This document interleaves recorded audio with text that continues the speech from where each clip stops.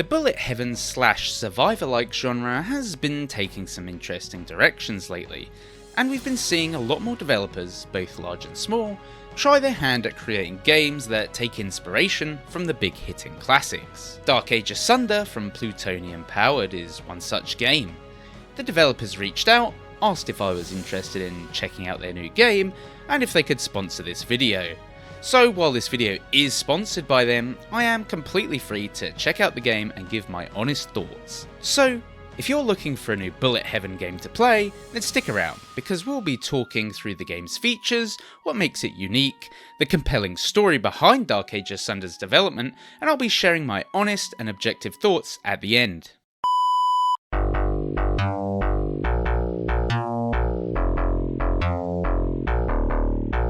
Dark Age Asunder is a roguelite bullet heaven game set in a fantasy world where you must fight off relentless waves of monsters while rebuilding your home. The story revolves around an evil king who has destroyed the nearby villages in order to expand his territory. Helping him is an evil wizard who is the one summoning the hordes of bloodthirsty monsters to attack the innocent civilians. Of course, it's your job to restore order to the kingdom by fighting off these hordes of monsters, rebuild the decimated settlements of the region, and ultimately get rid of the evil king. At its core, Dark Age Asunder plays like most of the other games in the genre because of their shared lineage, but it does put its own spin on things. Your character automatically attacks, different enemies spawn every minute, and once you defeat them they'll drop XP gems that your character sucks up to level up.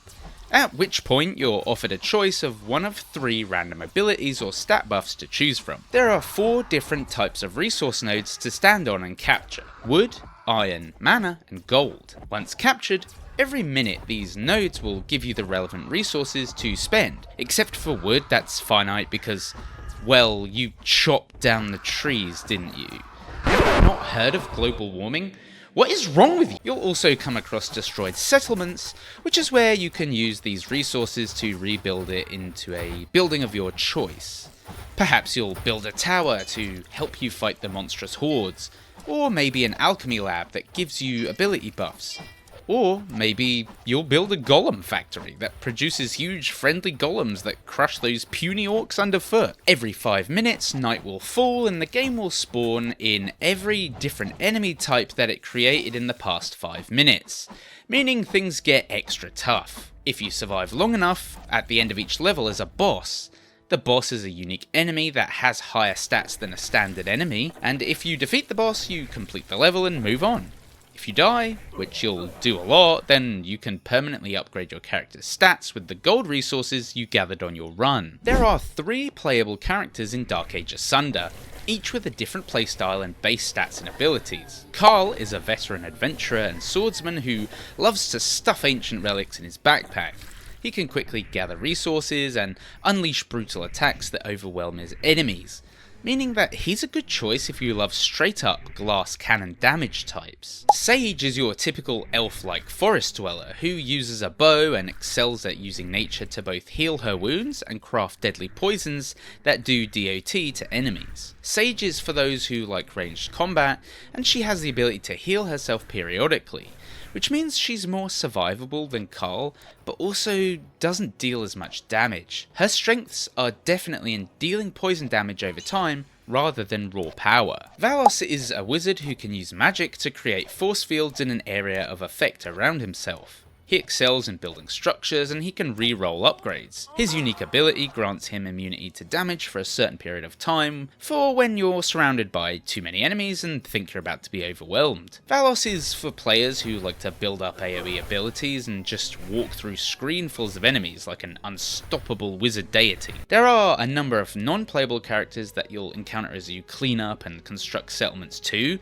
but more on that later when we dive deeper into my thoughts on the game. I think one of the most fascinating aspects of Dark Age Asunder is the story of its development and how the project came to be. The idea for the game first came to fruition on Reddit when two developers discovered that they had a similar concept for a new take on the survivors-like genre and decided to collaborate. It's the team's first game ever, and they've since grown to a size of 5 main developers. One of them is so passionate about the project that they gave up work and put all of their savings into the game. I only found this out after asking the developers the story behind the game, but I thought it was an interesting point to mention here. But with all of that said, how did I find Dark Age Asunder?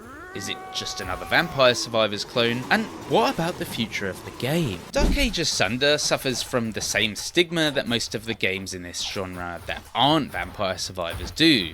They, well, look and play like Vampire Survivors. This automatically makes you think that they'll just be clones of the same game, but it's not until you spend some time with them that you'll see the unique differences, and it was the same for me with Dark Age Asunder. For example, you may have caught earlier that I mentioned a mana resource. Well, in Dark Age Asunder, any attacks or abilities that you pick up that aren't your standard auto attack use mana. The interesting conundrum that I came across was that you can't control when your characters use these additional abilities and thus their mana, which meant that I had to strategically choose when to fight enemies and when to explore. This is because if you just go off exploring for more resources and waste your mana on nothing, then you might, well, suddenly encounter a horde but only have your basic attacks left, which could very well mean game over. Dark Age Asunder is also much more slow and strategic than most of the other games in the genre that I've played, like Horde Hunters or Achilles Survivor. You need to build settlements to produce people to man other buildings you construct, and choosing which buildings you construct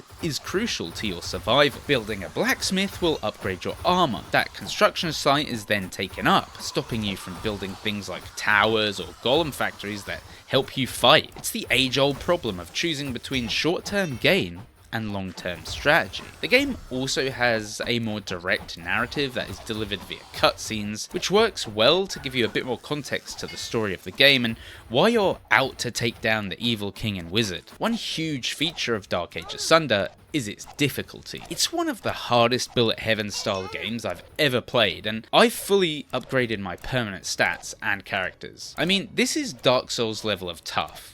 The enemies get more difficult in every consecutive level, and the RNG rolls of abilities as you level up can truly make or break your run. This is definitely for players who relish a tough as nails experience, because there's nothing casual about the experience on offer here. Make no mistake, Dark Age Asunder leans heavily into its roguelite nature, giving you more of an old school challenge. Speaking of old school, rather than the pixel art of Vampire Survivors or the clean 3D of Achilles Survivor, Dark Age Asunder delivers more of an early 2000s flash game vibe. At first I was a bit on the fence about this, but as I've played more, it's grown on me. And that's mainly because I realised that the whole game gives off an Armor Games vibe similar to classic flash games like Warfare or The Last Stand. Whether that sounds like your kind of thing or not, I'll leave up to you. But at this point, it's probably useful to discuss the negatives of the game, because no game is perfect after all. The largest problem for me is that Dark Age Asunder feels unpolished and rough around the edges. The animations and camera movement aren't particularly smooth. Again, think early 2000s flash game. And navigating the UI with a controller is a little glitchy at times. I also think that only having 3 playable characters and 3 levels in total makes the content available on the short side if you take the nightmarish difficulty out of the equation. This is particularly a problem considering the stiff competition that Dark Age Asunder is up against in the genre. Another thing that lends to the work in progress feel of the game is the fact that the cutscenes aren't animated.